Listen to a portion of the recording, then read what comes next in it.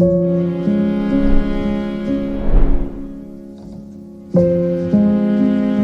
специальности я историк, и когда я изучала историю своего народа, крымско-татарского, вот все те миграционные волны, которые проходили в различные исторические периоды, эта информация воспринималась мной совершенно по-другому, как констатация факта.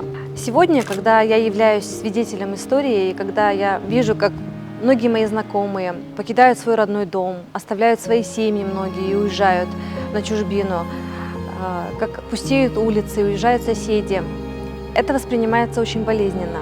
И на душе становится очень тоскливо от того, что Крым пустеет, и он теряет свой национальный колорит.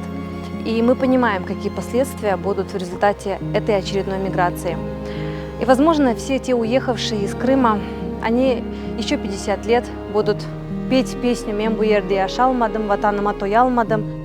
Вы знаете, когда ранее предки эмигрировали в Турцию, и их уже дети, которые осели в Турции, пели эти песни, я всегда задавалась вопросом, а что же мешает им вернуться сегодня в Крым, купить здесь землю, обосноваться, растить здесь своих детей, внуков?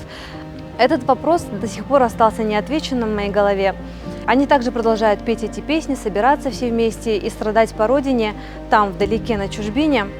Хотя многие крымские татары достаточно состоятельные люди, и при желании они могли выкупить не один десяток участков земельных в Крыму.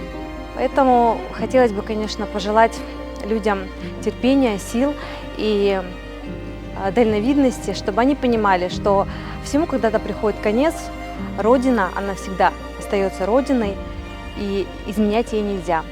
Я ни в коем случае не осуждаю уехавших из Крыма и считаю, что вся ответственность за происходящее лежит на тех людях, которые давно уже покинули Крым, и сегодня не с народом. На протяжении 8 лет они агитируют и призывают крымских татар покидать свой родной дом, свою родину.